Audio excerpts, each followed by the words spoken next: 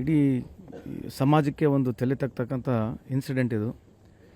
ಈಗ ಆಲ್ರೆಡಿ ನಾನು ಇವತ್ತು ಬಂದು ಈಗ ತಾನೇ ಮಗುನ ನೋಡಿದ್ರೆ ನೋಡೋಕ್ಕೂ ಆಗಲ್ಲ, ಆ ಪರಿಸ್ಥಿತಿಯಲ್ಲಿ ನಾವು ಇದ್ದೀವಿ. ಸೊ ಪೊಲೀಸರವರು ಆಮೇಲೆ ಸಾರ್ವಜನಿಕರು ಅದನ್ನು ಇಮಿಡಿಯೇಟಾಗಿ ಆರೋಪಿನ ಹಿಡ್ಕೊಂಬಂದು ಸ್ಟೇಷನಿಗೆ ಪ್ರೊಡ್ಯೂಸ್ ಮಾಡಿದ್ದಾರೆ. ಸೊ ಮಾನ್ಯ ಮುಖ್ಯಮಂತ್ರಿಯವರು ನಿನ್ನೆ ತಾನೇ ನಮ್ಮ ಯಾರು ಸಲೀಂ ಅಹಮದ್ರವರು ಇಲ್ಲಿ ಬಂದು ಹೇಳಿದ್ದಾರೆ, 10 ಲಕ್ಷ ರೂಪಾಯಿವರೆಗೆ ಸನ್ಮಾನ್ಯ ಮುಖ್ಯಮಂತ್ರಿಯವರು ಸರ್ಕಾರ ಕೊಡ್ತಂತ ಹೇಳಿದ್ದಾರೆ. ಇನ್ನೂ ಹೆಚ್ಚಿನ ಅನುದಾನಕ್ಕೆ ನಾನು ಮಾನ್ಯ ಮುಖ್ಯಮಂತ್ರಿಯವ್ರ ಜೊತೆ ಕೂಡ ಮಾತನಾಡ್ತೀನಿ. ಜಮೀರ್ ಅಹಮದ್ ಖಾನ್ ಅವರು ಕೂಡ ಒಂದು ಮನೆ ಕೊಡ್ತೀವಿ ಅಂತ ಹೇಳಿದ್ದಾರೆ. ಇದೆಲ್ಲರಿಗಿಂತ ಹೆಚ್ಚಾಗಿ ಒಂದು ಸೋಷಿಯಲ್ ರೆಸ್ಪಾನ್ಸಿಬಿಲಿಟಿ ಕೂಡ ಇದೇನೋ ನಾವೇನೋ ಕಾಟಾಚಾರಕ್ಕೆ ನಾವು ತಪ್ಸ್ಕೊಂಡು ಹೋಗ್ಬೇಕಂತ ಹೇಳ್ತಲ್ಲ, ಇದಕ್ಕೊಂದು ಸೋಷಿಯಲ್ ರೆಸ್ಪಾನ್ಸಿಬಿಲಿಟಿ ಕೂಡ ಬೇಕು.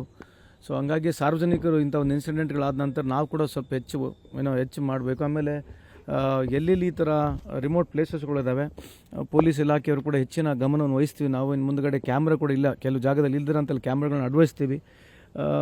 ಆಮೇಲೆ ನಾವೇನಿಲ್ಲ ಸಮರ್ಥನೆ ಮಾಡ್ಕೊಳಕ್ಕೆ ನಾನು ಪೊಲೀಸ್ ಡಿಪಾರ್ಟ್ಮೆಂಟ್ಗೆ ಮಾತನಾಡ್ತಾ ಹೋಗ್ತಿಲ್ಲ. ಸುಮಾರು 2,000ಕ್ಕೂ ಹೆಚ್ಚು ಸರ್ಪ್ರೈಸ್ ಈ ಡ್ರಗ್ ಚೆಕ್ಸ್ಗಳನ್ನ ಕೂಡ ಮಾಡಿರ್ತಕ್ಕಂಥದ್ದು ನಮ್ಮ ಹುಬ್ಬಳ್ಳಿ ಧಾರವಾಡನಲ್ಲಿದೆ.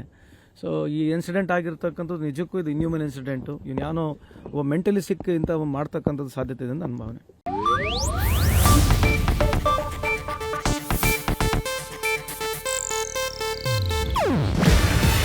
ಇದು ಏಷ್ಯಾನೆಟ್ ನ್ಯೂಸ್ ನೆಟ್ವರ್ಕ್ ಪ್ರಸ್ತುತಿ.